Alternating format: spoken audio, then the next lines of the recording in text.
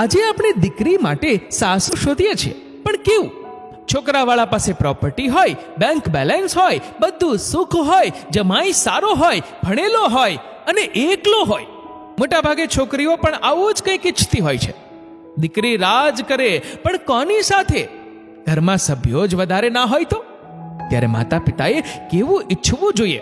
દરેક સમાજને એક સંદેશ આ વિડીયો માધ્યમથી આપવામાં આવ્યો છે, તો વિડીયોને અંત સુધી જોજો અને તમામ બહેનો, દીકરીઓ, માતાઓ તથા વડીલોને શેર કરજો. દીકરીઓને પણ સાચી શિખામણ આપજો. જેના દીકરા અને વહુ, જેની દીકરી અને જમાઈ તેમજ સાસરિયા વાળાઓ વચ્ચે સંપ કોઈ પણ કારણસર રહેતો ના હોય અને જીવનભર છૂટા પડવાની નોબત આવે છે, તેના માટે જવાબદાર કોણ? દીકરો કે દીકરી? દીકરાના માતા પિતા કે દીકરીના માતા પિતા? એક દીકરીએ તેના બાપને પ્રશ્ન કર્યો કે પપ્પા, હું જ્યારે સાસરે જઈશ તો શું તે બધા મને દીકરીની જેમ રાખશે? તો તેના પિતાએ બહુ જ સરસ જવાબ આપ્યો. હા બેટા, તું અહીંયા શું છે? તો દીકરીએ જવાબ આપ્યો, હું અહીંયા દીકરી છું. તો તેના બાપે કહ્યું કે બેટા, અહીં તું દીકરી જ છે, પણ ત્યાં તો તારે બહુ વધારે પડતી ભૂમિકા ભજવવાની છે. પત્ની, દીકરી, માં, ભાભી, જેઠાણી કે પછી દેરાણી, આટલા બધા તારા અંશ હશે તો તને અહીંયા કરતા ત્યાં વધારે જણા સાચવશે. પણ ખાલી તારા સાસરિયાના માણસો સાથે તારો વ્યવહાર કેવો છે એના ઉપર બધો આધાર છે. બીજું કે અહીં તો મેં તને 20 કે 25 વર્ષ સાચવી, એટલે અહીં તો ટૂંકા સમય માટે જ હતી બેટા. એ ઘર તો તને આખી જિંદગીનું નામ આપે છે, તો ત્યાં તારે બધાને સાચવવાના છે. જો તું સાચવીશ તો જરૂર એ તને 10 ગણું સાચવશે. પિતાએ પછી કાનમાં દીકરીને કહ્યું કે બેટા, જો કોઈને કહેતી નહીં, હું જે કહું છું તે સાચું છે. તારે જિંદગીમાં દુખી ના થવું હોય તો તેનો મંત્ર છે, આખા જીવનભર દુઃખ નહીં આવે. તો દીકરીએ કહ્યું, એવું શું છે પપ્પા? તરત જ પિતાએ કહ્યું, પિયર ઘેલી ના થતી, તારી મમ્મીનું ક્યારેય ના સાંભળતી. મમ્મીઓએ થોડું સમજવાની જરૂર છે.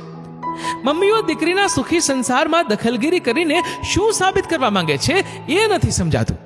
અગર તમે દીકરીના ઘરમાં દખલગીરી કરશો તો તમને ફાયદો શું થવાનો છે? આમ કરવાથી ઉલટાનું છૂટું કરવાની નોબત આવે છે, અને પછી બંને પક્ષના વડીલોની સહેમતીથી આપસી લેણદેણ પતાવીને છૂટું થાય છે. હવે દીકરીના માતા પિતા વળી પાછો કોઈ નવો મૂર્તિઓ શોધવાના કામે લાગી જાય છે. હવે એમાં તકલીફ એ થાય છે કે પહેલી વારમાં જે મનપસંદ મૂર્તિઓ મળ્યો હતો એ હવે બીજી વારમાં થોડું જતું કરવું પડે છે, અને પછી શરૂ થાય છે ઘર સંસાર ભાગ 2.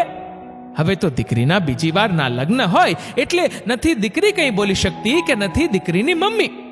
ઘર સંસાર ભાગ 2 માં સમજાય છે કે આના કરતા તો ઘર સંસાર ભાગ 1 એકદમ સારું હતું. પણ હવે શું થાય? હવે તો નિભાવીએ જ છૂટકો છે. એટલે મારી માતાઓને ખાસ 2 હાથ જોડીને વિનંતી છે કે દીકરીની સગાઈ આપણા બધાની સહમતિથી કરીએ છીએ. આપણું કામ ફક્ત દીકરીને સારું સંસ્કારી સાસરું શોધી આપવાનું હોય છે. પછી પોતાનો ઘર સંસાર કઈ રીતે ચલાવવો એ દીકરી ઉપર છોડી દઈશું તો દીકરી પણ સુખી અને આપણે પણ સુખી. બાકી દખલગીરી જ કરવી હોય તો ઘર સંસાર ભાગ 2 માં પણ સુખી નહીં રહે. અરે ઘણા લોકો તો એટલે સુધી ચડામણી કરે, કામ ઓછું કરવાનું, સાસુને સામે થવાનું, નણંદનું સહન નહીં કરવાનું, કુમારને કહેવાનું કે દર રવિવારે ફરવા માટે લઈ જાય. મારું કહેવાનું એ જ છે કે આટલી દખલગીરી કરીને પણ આખરે નુકસાન સહન કરવાનું તો દીકરીને ભાગે જ આવે છે.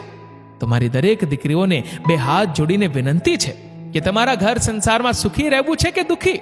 ઘર સંસારમાં જો સુખી રહેવું હોય તો તમારે થોડું કડક થવું પડશે. કે જો પોતાની મમ્મીઓ આવી રીતે દખલગીરી કરે તો કડક શબ્દોમાં કહી દેવું કે મમ્મી, હવે હું મોટી થઈ ગઈ છું, હું હવે પરણી ગઈ છું, મારે સાસરામાં શું કરવું અને શું ન કરવું એ બધું હવે મારા પર છોડી દો. આટલા શબ્દો દીકરીઓ બોલશે તો મને નથી લાગતું કે કોઈ દીકરીના ઘર સંસારમાં વિઘ્નો આવી શકે.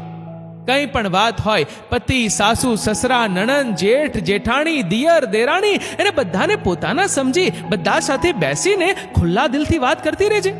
તારા જીવનમાં દુઃખ ભગવાન પણ નહીં લાવે. તો બોલ બેટા, અહીંયા સારું છે કે સાસરિયું સારું? દીકરી તરત બોલી, પપ્પા, તમારી વાત ખરેખર સાચી, કે જેમનું નામ મરણ પછી પણ મારા સાથે જોડાઈ રહે એ જ મારો પરિવાર અને એ જ મારા સાચા માતા પિતા છે. અને દેરાણી મારી બહેન છે, જેઠાણી મારી મોટી બહેન છે અને માં સમાન છે, અને નણંદ મારી લાડકી દીકરી છે. હા પપ્પા, મને તો અહીંયા કરતાં ત્યાં ઘણું ફાવશે. હું આખી જિંદગી આ યાદ રાખીશ અને દરેક દીકરીને આમ જ કરવાની સલાહ આપીશ કે આપણું ઘર તે આપણે જ સાચવવાનું છે, આપણા પિયરિયાઓને નહીં. જે મજા સંપીને રહેવામાં છે તે અલગમાં નથી. દરેક દીકરીને આવી સલાહ મળે તો કોઈ દીકરીના જીવનમાં દુઃખ તો આવે જ નહીં. દરેક માતા પિતા અને ખાસ કરીને દીકરીઓએ આ સાંભળવું અને જીવનમાં ઉતારવા જેવું છે.